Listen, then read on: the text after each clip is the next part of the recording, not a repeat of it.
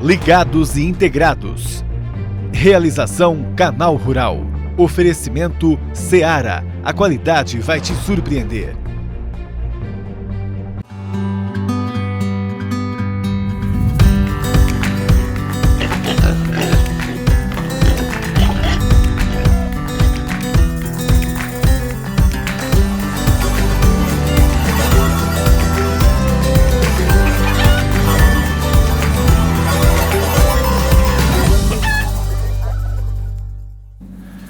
Bom dia! Mais uma semana começando, uma segundona aí pra gente, hein?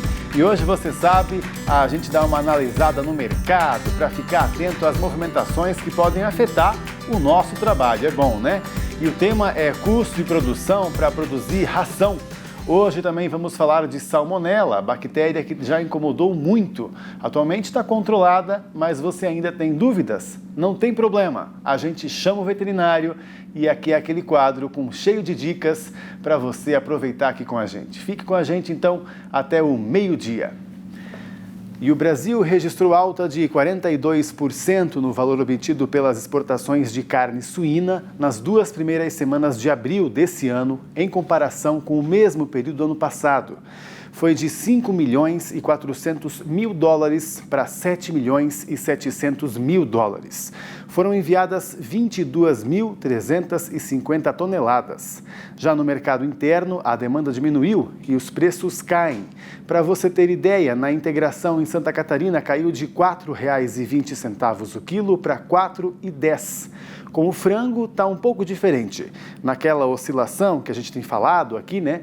O brasileiro compra muito em uma semana, segura na outra. Então, no atacado, o quilo do peito congelado subiu 5 centavos. Foi para R$ 4,20. Com o resfriado, a mesma situação, foi para R$ 5,00. Cortes menos populares registraram queda. E 35% da safra 2020-2021 da soja brasileira está vendida. As informações são da Brandalize Consulting. Sim, 35% da safra que nem começou ainda. É um índice histórico aí. Geralmente, nessa época do ano, são em torno de 15%. O que motiva a venda é o dólar alto, né? Nos portos brasileiros, a saca está há quase um mês, saindo por, em média, uns R$100. Com o milho não é tão diferente. A safrinha que vem aí ainda, com mais de 65% do volume estimado já comercializado. E tem contrato para julho de 2021, batendo os R$47 a saca.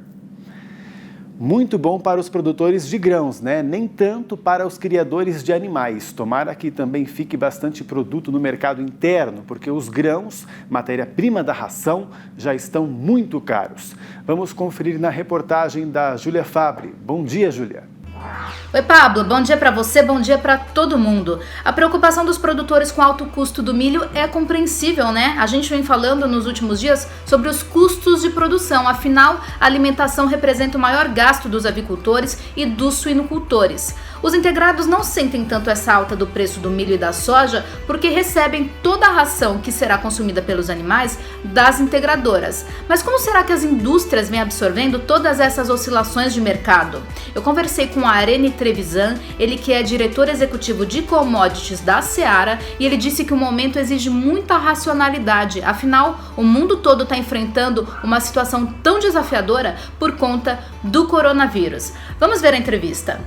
Bom, falar em preço de milho e falar em preço de soja e farelo de soja no Brasil, é importante a gente entender um pouquinho do contexto internacional primeiro, né? Quando a gente pega o milho, especificamente, a gente está num período de início de plantio nos Estados Unidos, já está com 3% plantado, num crescimento de uma grande safra, uma safra que está estimada em 97 milhões de acres, quase 400 milhões de toneladas, né? Então, são volumes bastante grandes que eles acabam recompondo o estoque global e o estoque americano de uma forma bastante importante, né? Também temos a questão global, que está ligada à queda do petróleo, onde os Estados Unidos consomem 140 milhões de toneladas aproximadamente para etanol, e tem uma queda importante em função do preço do petróleo. Então, uma produção melhor e com um consumo um pouco menor, ele acaba gerando um excedente maior. Então, Chicago acaba refletindo em termos de preço, né? Quando a gente olha a situação brasileira, o Brasil passou por vários momentos, né? Então, a gente entrou esse ano de 2020 com um estoque muito baixo. O ano passado, o Brasil exportou 41 milhões de toneladas e deixou o Brasil com um estoque bastante curto. Então, o Brasil vem pagando prêmio a nível de mercado internacional, quando comparado ao mercado internacional, bastante importante. Já começou isso lá por setembro do ano passado, mais ou menos, né? Bom, de setembro do ano passado para cá, o câmbio também se valorizou entre 36% e 40%. Então, ele acabou corrigindo a diferença que tinha no mercado internacional, ele acabou muito corrigindo pela alta do dólar, né? E aí tivemos outros eventos nesse período, que foi a seca no Rio Grande do Sul, o atraso no plantio da safrinha. Também tivemos eventos positivos, que foi a questão da redução para o etanol de milho em função do preço do combustível, que também está impactando e que está ligado ao coronavírus, está ligado a essa série de coisas. Então, são eventos importantes que aconteceram no Brasil. A colheita da safrinha deve começar em junho. Dependendo da quantidade de milho que será exportada, os estoques vão continuar curtos no Brasil. De acordo com a Arene, a quarentena deve impactar o consumo do etanol de milho. Já o consumo de alimentos deve seguir estável, assim como a produção de proteína animal. De toda forma, são previsões em meio a um momento de incertezas, aprendizados e riscos. As oscilações dos preços dos grãos estão sendo acompanhadas bem de perto pelos especialistas. Esse é um ponto bastante importante para analisar, porque isso também pode ter algum impacto, digamos, em redução de consumo. O etanol, seguramente, a produção de animais, eu tenho a impressão que a gente deve ficar com um número bastante estável, haja visto a capacidade do setor de se movimentar e poder produzir e conduzir as operações dentro de um sistema muito responsável, que está agora dentro da pandemia, com cuidado com as pessoas, o cuidado do sistema. Acho que o setor, de modo geral, está de parabéns, isso em toda a cadeia, né? Começa no integrado, na indústria, nos funcionários, entrega para o cliente. Então, acho que eu tenho a impressão, e eu estou muito seguro que, se depender dos cuidados do setor, nós não devemos ter redução de consumo no Brasil. Acho que isso está sendo muito bem feito, né? A gente tem a felicidade de estar num setor que ele é muito eficiente do ponto de vista de transformação, ele é muito enxuto, né? Existe um trabalho muito forte na melhoria contínua disso, né? Mas o fato é que é um setor transformador, né? Então, você pegar no principal custo, ter uma alta de 40%, as empresas precisam olhar com carinho, né? Como é que nós vamos, digamos, dar o próximo passo nisso dentro de uma base de custo completamente diferente do que estávamos acostumados.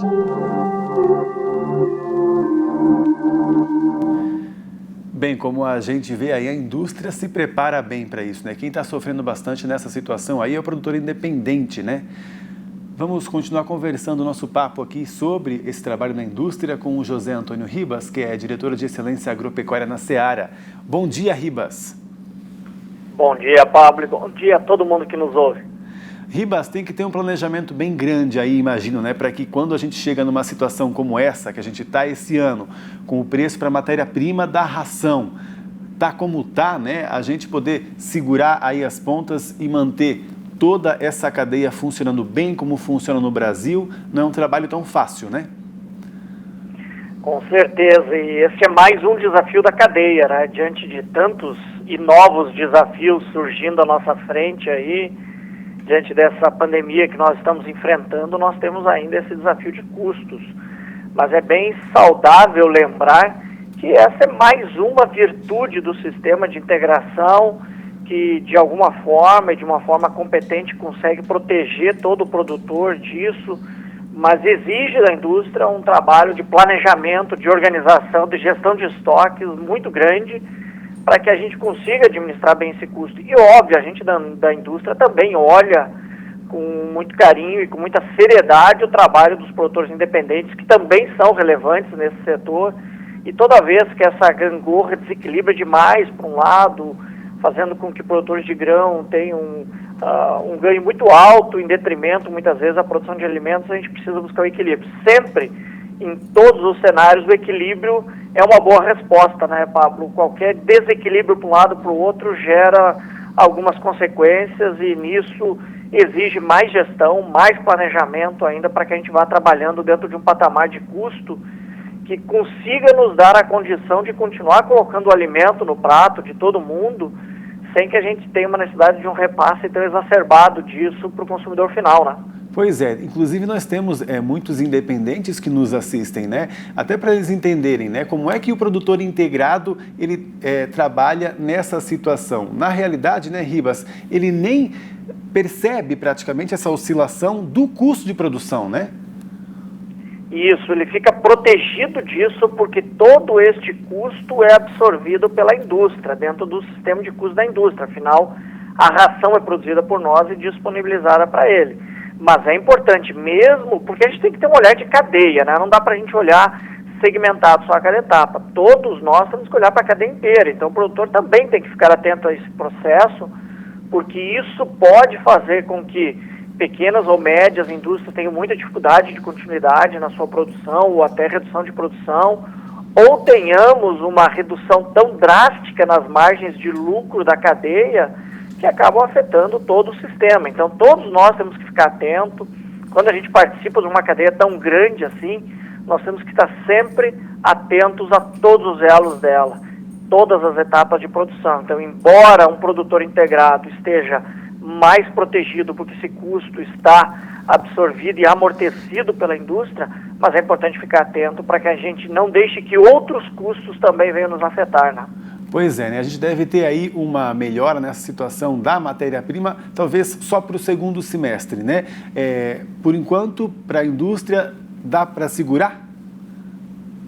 Com certeza dá. A gente está fazendo o trabalho, como o Trevisan foi muito competente aí na explanação dele, fazendo todo um trabalho, monitorando todos os mercados interno e externo. A gente tem a gestão dos estoques sob controle. Os próximos dias dirão como as coisas aconteceram. São muitas variáveis, né, Paulo? Nós tivemos seca em algumas regiões do Brasil, nós temos essa questão do etanol face à nova realidade do petróleo em função do isolamento social. Então tem muitas variáveis ainda na mesa, mas o setor está super atento, com muita gente competente tratando disso e fazendo uma gestão o melhor possível para que a gente mantenha a lucratividade do setor dentro do possível, fundamentalmente mantendo empregos, mantendo a atividade girando e conseguindo colocar na mesa do consumidor um produto sem que ele sinta um aumento de custo tão alto. Mais uma vez, como a gente tem visto ao longo dos últimos anos, o agronegócio vem sustentando a economia do Brasil, né? E temos mais uma semana pela frente, Ribas, vamos em frente? Vamos em frente com força, com fé, que vamos enfrentar e vencer mais essa semana. Conto com o esforço continuado de todos, né, desde vocês da área de comunicação, para fazer um trabalho brilhante aí, todos os nossos produtores, transportadores, apanhadores, enfim, toda a cadeia, para que a gente enfrente mais uma vez, mais uma semana com sucesso e sempre podendo olhar para trás com orgulho e dizer que estamos fazendo o nosso melhor. Vamos lá, bom trabalho para vocês aí e também para o pessoal de casa que nos assiste. Tem até recados já do pessoal de casa. Vamos ver mais um? A princípio, nós colocamos dispensas de álcool em gel em pontos estratégicos da fábrica, principalmente na entrada da fábrica, e estamos orientando as pessoas para que façam uma correta sanitização das mãos. Estamos fazendo a aspersão de ácido peracético em todos os nossos transportes, nos ônibus que trazem as pessoas à fábrica, tanto antes quanto depois das viagens. Separamos as mesas no refeitório para que as pessoas não fiquem tão próximas, tão aglomeradas. E toda a liderança da fábrica está focada na orientação das pessoas, para que as pessoas fiquem calmas, para que as pessoas façam uma correta higienização, que é primordial, de suas mãos, né, e de seguindo aí todas as boas práticas de fabricação. Agora, Agora a gente faz um intervalo, depois vamos falar sobre salmonela. Tem alguma dúvida aí? Chama o veterinário, ou melhor, eu chamo para você e aqui mesmo no programa ele tira as nossas dúvidas. Então, até já!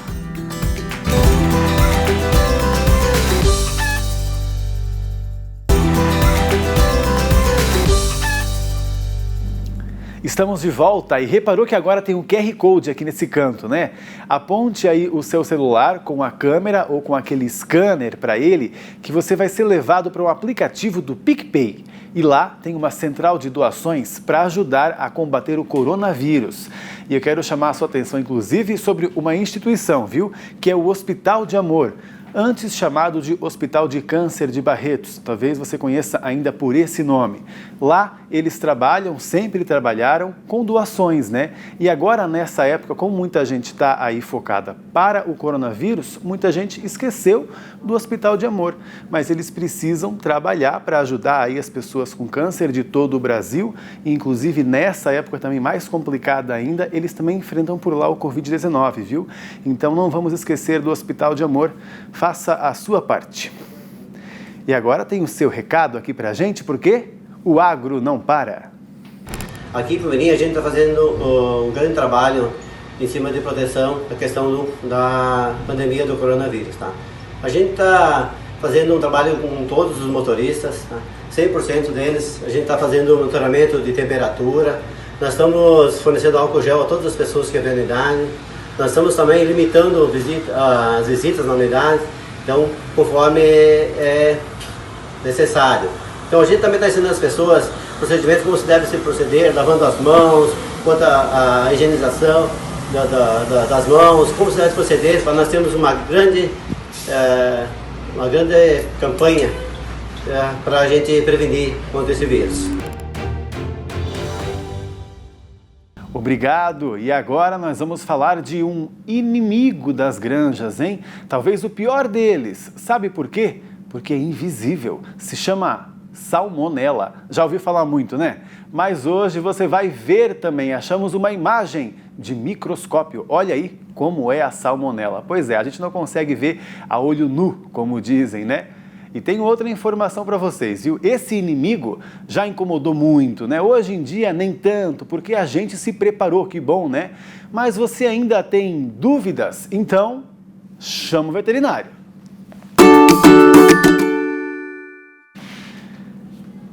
E esse quadro é feito com a sua participação. Já já eu leio a sua pergunta para o veterinário Eduardo Muniz. Bom dia, Eduardo. Bom dia, Pablo. Bom dia aos telespectadores. Desde já parabenizo aí todos vocês pelo excelente programa. Eu sou fã do Ligados e Integrados, viu? Ah, que bom, muito obrigado. O Eduardo, a gente mostrou aqui a imagem da salmonela, que é aí um inimigo que a gente brinca, né, que é invisível, né, mas ele é uma bactéria, né, e como é que ele age, hein? Porque a gente vê, por acaso, algum sintoma no animal que tem a salmonela? Então, Pablo, exatamente. Essa doença é causada por uma bactéria, né? Da família das enterobacteriáceas, portanto, ela vive predominantemente no intestino dos animais, das aves, do ser humano também, e ela tem, assim, essa característica de não causar, a maior parte delas, das salmonelas, não causar sintomas clínicos nas aves, o que dificulta muito o seu controle. Então é como você disse, ela está lá presente, mas ela é algo inaparente. Pois é. E aí, como é que a gente faz para tratar ela no dia a dia? Existe tratamento de dia a dia? Não, né? Geralmente é só prevenção. É só prevenção. O controle da salmonela, ele é um aspecto muito importante porque essa bactéria ela pode atingir ao ser humano, né? Então ela pode usar os animais como se fosse um degrau para chegar até os seres humanos e causar os problemas de toxi-infecção alimentar. Então o controle ele é feito pela cadeia avícola através de procedimentos preventivos, que a gente chama de biosseguridade, né? Então, são programas que a gente chama Programa Integrado de Controle da Salmonela, onde as medidas são todas de natureza preventiva. Uhum. E aí, como é que a gente trabalha nela, então, nessa prevenção aí? É muito complicado, precisa de muito investimento ou é um cuidado mesmo? Na verdade, o investimento maior é no comportamento das pessoas. E é um trabalho, assim, de bastante insistência, mas as empresas, de uma maneira geral, as empresas de alimentos que produzem alimento, elas já têm técnicos especializados para fazer esse processo de educação. São medidas que visam, então, prevenir, reduzir ou mesmo eliminar a contaminação na propriedade, né? Então, um exemplo, só para dar um exemplo bem simples, Pablo, que a gente tem falado tanto de lavar as mãos, né? Então, o hábito de lavar as mãos antes de entrar na propriedade é uma dessas medidas. Uma medida simples e uma medida super importante para não levar uma contaminação de fora para dentro, para não contaminar as aves, né? Pois é, porque como você falou aí, só para a gente reforçar, é mais por via oral, geralmente, que o animal contrai esse tipo, né, de bactéria. Exatamente. Ela é uma enterobactéria e ela, vamos dizer assim, ela infecta a ave por via oral. Pois é. E aí, como é que ocorre essa disseminação? Ela é muito rápida dentro de um aviário? De uma maneira geral, sim, Pablo, porque os aviários, eles na verdade, eles têm um sistema de produção onde as aves estão bastante adensadas, né? Então, o próprio fato das aves estarem adensadas favorece muito essa disseminação de ave para ave. Então, uma ave contaminada, ela ingere a bactéria, né, via oral. Essa bactéria consegue ir até o intestino da ave, lá ela se multiplica e a ave começa a eliminar pelas fezes.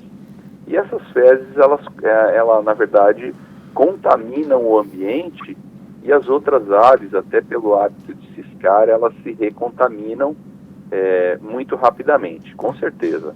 Pois é, a gente já falou aqui que é mais preventivo, não tem muito uma medicação, porque a gente consegue perceber no comportamento da ave a salmonela? Como eu disse, essa doença, ela é uma doença que tem alguns fatos relevantes. Uma é a diversidade. Existem mais de 2.500 sorovares diferentes de salmonela. A maioria delas, Pablo, é inaparente, ou seja, não causa um sintoma visível ao produtor. Existem algumas que sim, que causam diarreia, podem causar até mortalidade. São as salmonelas tíficas, né? Mas a maior parte das salmonelas que são chamadas paratíficas, elas não causam nenhum problema para a ave e isso é um fator que dificulta o controle, porque é como se você estivesse lutando com um inimigo invisível.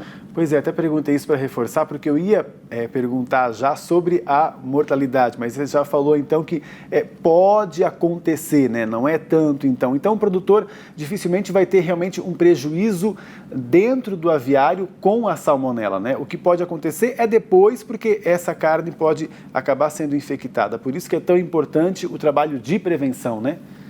Perfeito, Pablo, exatamente. Essa é uma doença que ela tem um impacto no consumidor, no produto final. Inclusive, é uma doença que é considerada um pré-requisito de qualidade, né, no produto final. Inclusive, existem várias legislações que regulamentam o monitoramento e o controle. E as empresas seguem essas legislações para manter a doença controlada. Tá certo, então. Que bom que já está bastante controlado no Brasil isso, mas a gente não pode afrouxar aí, né? Vamos trabalhar então com a nossa higiene sempre, como a gente já faz, para evitar que esse volte a ser um problema para todos nós. Obrigado, Eduardo. Muito obrigado, Pablo. Um forte abraço. Para você também, até uma próxima. E agora vamos à previsão do tempo, é com a Priscila Paiva. Bom dia, Priscila. Olá, Pablo. Bom dia. Nesta semana a gente vai sentir cada vez mais a diminuição das instabilidades na faixa norte do Brasil. Entre Mato Grosso e Goiás, a chuva já não passa de 15 milímetros em 5 dias. A gente vê que até mesmo na faixa norte do Nordeste os volumes estão menores. Apenas em alguns pontos do norte do Maranhão e em parte aqui também do norte do Piauí é que você tem 70 milímetros acumulados. No sul, se chover, será apenas aqui na costa dos 3 estados. A chuva também no sudeste do Brasil vai embora, dá lugar ao tempo seco para a gente poder fazer as atividades em campo, tá? A gente vai ver que a partir do dia 27 de abril a 1º de maio, existe a tendência do retorno das instabilidades para o sul do Brasil, como é comum no outono. E cada vez mais vai abrindo esse clarão, como é que chamam os meteorologistas, que é comum nessa estação do ano. O tempo vai ficando seco no interior do Brasil e as chuvas ficam concentradas nos extremos do mapa. Entre esse período, 25 milímetros lá para o Rio Grande do Sul. Pegando uma cidade selecionada pela produção, a gente vê Itaipulândia, que a partir do fim do mês tem o retorno das instabilidades, e maio vai se mostrar com chuvas mais significativas. Mesmo assim, ainda intercaladas com vários dias de tempo seco. E a temperatura? Quando é que volta a fazer frio mesmo para o Paraná? A gente teve frio na semana passada, até geada em áreas produtoras, né, do Paraná. Mas e agora? Como é que fica? A gente vai ter uma temperatura diminuindo bastante no dia 14 de maio, com 8 graus, mas por enquanto sem risco de geada. Mas os meteorologistas estão estimando que a geada pode acontecer na segunda quinzena de maio. Meu Deus, no mesmo dia ali com 22 graus e 7 graus? Tem que cuidar, hein, pessoal aí do Paraná. Obrigado pela sua companhia. Até amanhã, 11h30 da manhã. Tchau, tchau.